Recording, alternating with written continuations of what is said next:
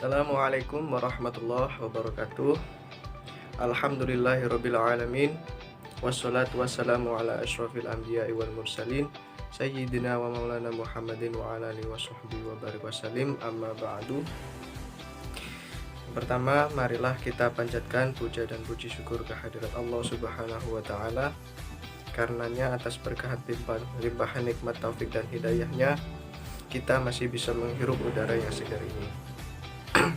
Tak lupa juga sholawat serta salam semoga tetap tercurah limpahkan kepada junjungan kita Nabi besar, Nabi agung, Nabiullah Muhammad Sallallahu Alaihi Wasallam yang telah membimbing kita dari zaman yang gelap gulita menuju zaman yang terang benderang, yakni agama Islam.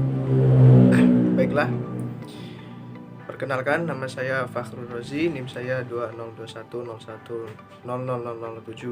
Di sini saya akan menjelaskan tentang pendidikan Islam dan stratifikasi sosial. Yang pertama, pendidikan Islam. Apa sih pendidikan itu? Pendidikan secara sederhana dapat dirujuk pada Kamus Besar Bahasa Indonesia.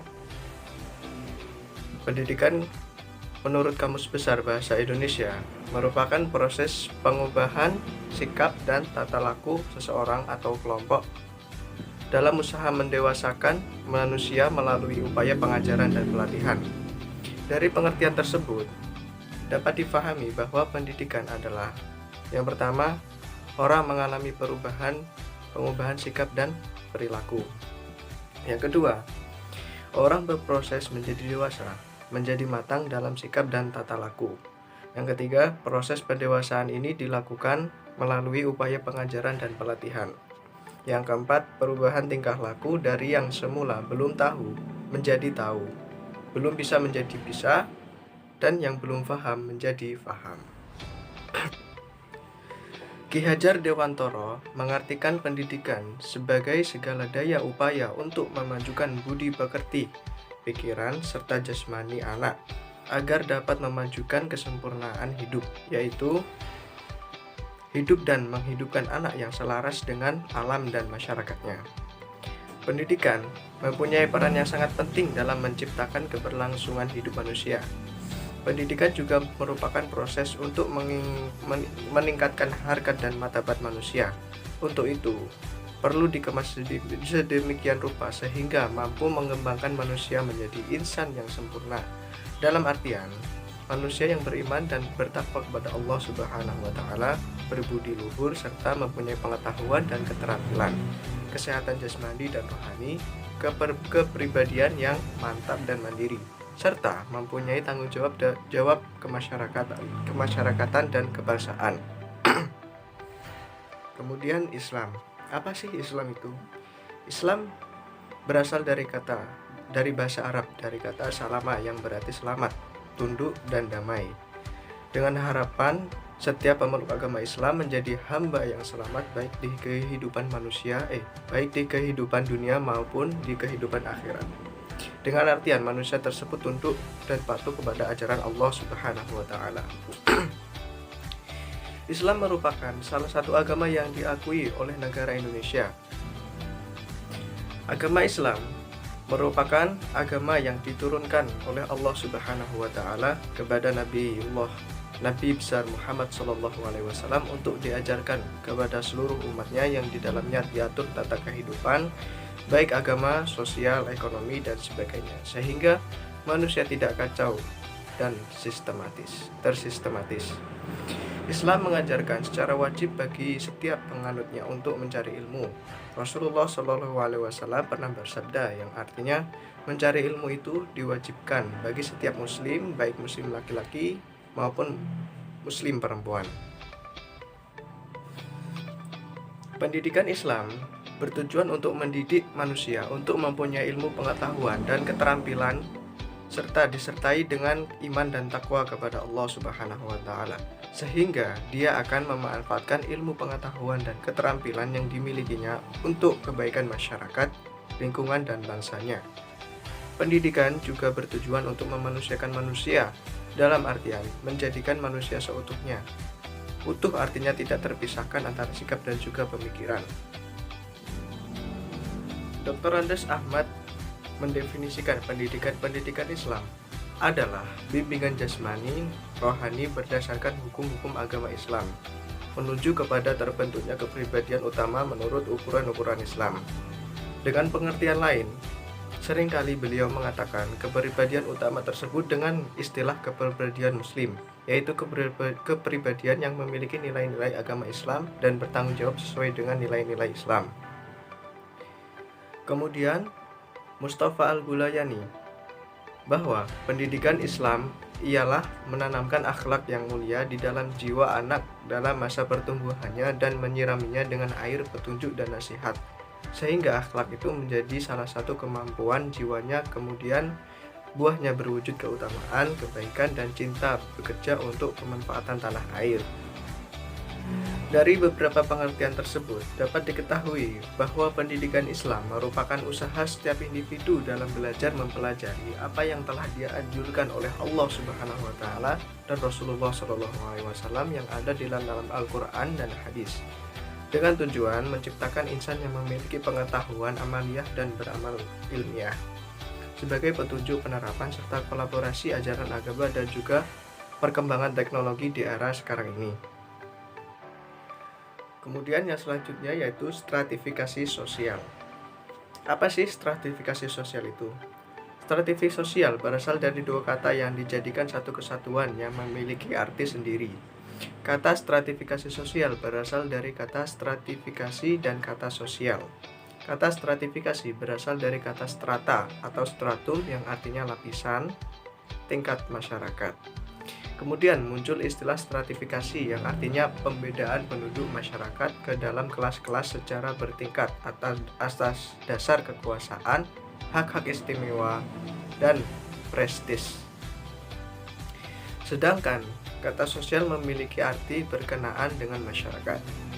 Manusia adalah makhluk sosial yang mana tidak akan dapat hidup sendiri tanpa bantuan manusia lainnya. Stratifikasi sosial adalah pembedaan penduduk atau masyarakat ke dalam kelas-kelas secara bertingkat menurut Petrim A. Sorokin. Perwujudannya adalah adanya kelas-kelas tinggi dan kelas-kelas yang lebih rendah. Selanjutnya, Sorokin menjelaskan bahwa dasar dan inti lapisan dalam masyarakat adalah karena tidak ada keseimbangan dalam pembagian hak-hak dan kewajiban-kewajiban. Kewajiban-kewajiban dan tanggung jawab, nilai-nilai sosial dan pengaruhnya di antara anggota masyarakat. Lapisan-lapisan dalam masyarakat itu sejak manusia mengenal kehidupan. Stratifikasi sosial dapat dibedakan menjadi dua macam, yaitu yang pertama, stratifikasi sosial terbuka. Stratifikasi sosial terbuka artinya setiap anggota masyarakat mempunyai kesempatan yang sama untuk berusaha dengan kecakapan dan kemampuan yang dimilikinya untuk naik ke status yang lebih tinggi. Sebagai contoh, seorang pemulung juga berkesempatan menjadi seorang presiden, namun dengan syarat harus memenuhi kriteria sebagai presiden. Nah, ciri-ciri stratifikasi sosial terbuka yang pertama yaitu setiap anggota masyarakat memiliki kesempatan yang sama untuk naik lapisan. Ciri-ciri yang kedua, menggunakan usaha dan kecakapan anggota masyarakat itu sendiri. Yang ketiga, mengstimulus anggota masyarakat untuk mengembangkan kecakapannya. Kemudian ada stratifikasi sosial tertutup. Stratifikasi sosial tertutup yaitu bentuk stratifikasi sosial yang membatasi kemungkinan berpindahnya seseorang dari satu lapisan ke lapisan yang lain, baik secara vertikal maupun secara horizontal. Sebagai contoh adalah pemimpin yang bersifat dinasti, dalam artian seseorang yang akan menggantikan kedudukan seorang pemimpin adalah hanya keturunannya saja, anak ataupun cucunya, ya keturunan itu. Sehingga masyarakat umum tidak memiliki kesempatan untuk kemungkinan menjadi di dalam strata tersebut. Ciri-ciri stratifikasi sosial tertutup adalah yang pertama, terdapat perbedaan kesempatan untuk naik lapisan.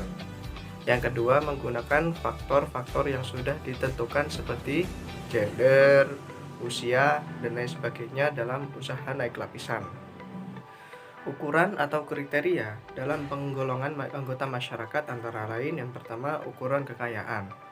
Orang yang lebih kaya dianggap memiliki kelas atau strata sosial yang lebih tinggi dibanding dengan yang menengah ke bawah. Kekayaan dapat dilihat dari bentuk bangunan, kendaraan, gaya hidup, atribut, dan lain sebagainya. Yang kedua, ukuran kekuasaan dan wewenang. Kekuasaan atau wewenang dalam artian orang yang memilikinya memiliki strata sosial yang dianggap lebih tinggi. Yang ketiga, ukuran kehormatan. Seseorang yang dianggap berjasa besar dalam kehidupannya atau orang yang disegani, itulah yang memiliki strata yang lebih tinggi. Yang terakhir yaitu ilmu pengetahuan.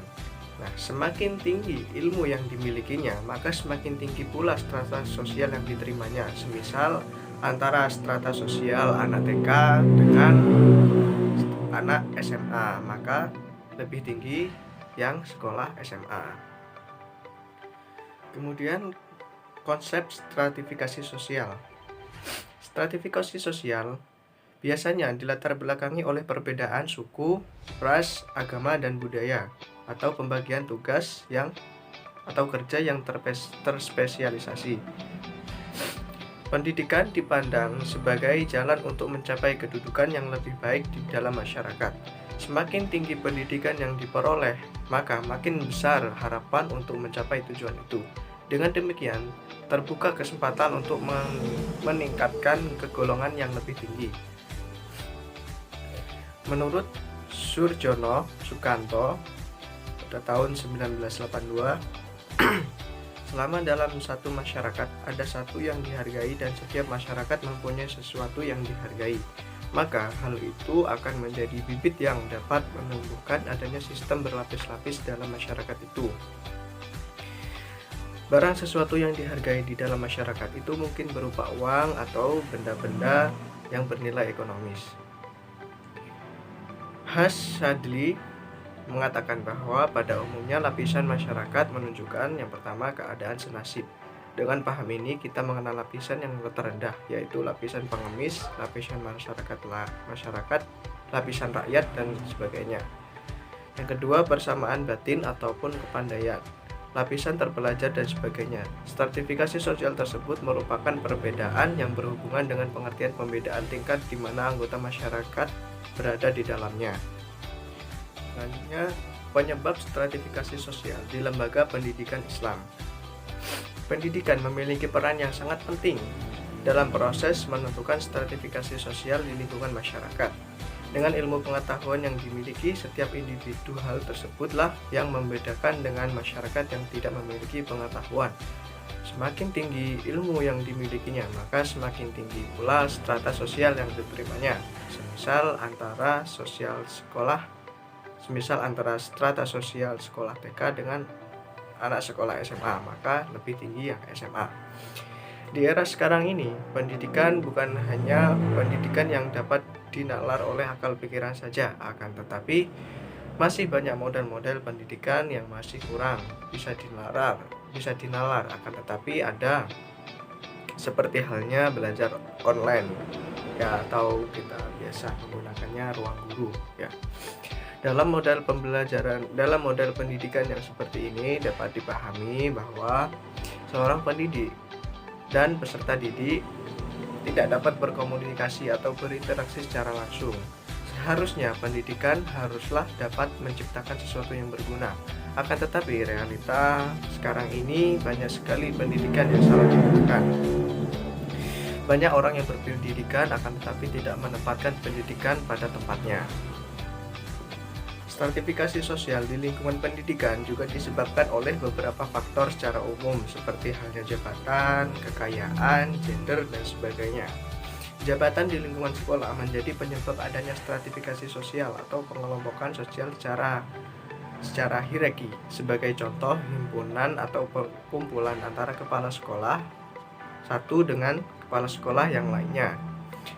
Strata sosial guru dengan siswa tentunya berbeda. Hal tersebut didasarkan atas perbedaannya jabatan, usia, ilmu pengetahuan, dan juga kehormatan. Antara siswa dengan siswi juga terdapat stratifikasi sosial yang didasarkan atas perbedaan jenis kelamin atau disebut dengan gender. Oleh karena itu, banyak ditemui adanya kelompok atau geng di lingkungan pendidikan. Geng atau kelompok juga didasarkan atas kekayaan. Terkadang orang yang kaya malas bergaul dengan orang yang miskin. Begitu pula orang yang miskin akan merasa minder bergaul dengan orang yang lebih kaya. Stratifikasi sosial terjadi melalui beberapa proses yang terbagi dalam dua kelompok, yaitu yang pertama terjadi secara otomatis karena faktor-faktor yang dibawa individu sejak lahir, misalnya kepandaian, usia, jenis kelamin, keturunan, atau sifat keaslian anggota seseorang dalam masyarakat. Terus yang kedua terjadinya dengan sengaja untuk tujuan bersama dilakukan oleh pembagian kekuasaan dan wewenang yang resmi dalam organisasi-organisasi formal seperti pemerintah, partai politik, perusahaan, perkumpulan, dan angkatan bersenjata.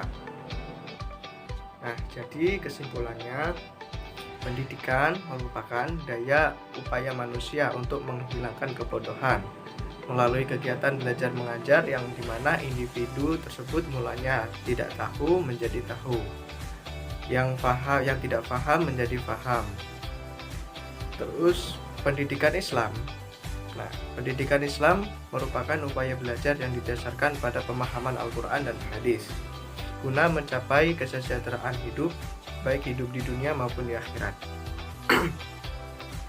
Kemudian stratifikasi sosial. Stratifikasi sosial merupakan pembedaan atau pengelompokan masyarakat dari kelas atau lapisan tertentu yang didasarkan pada faktor, diantaranya faktor suku, ras, agama, gender, ekonomi, jabatan, dan sebagainya.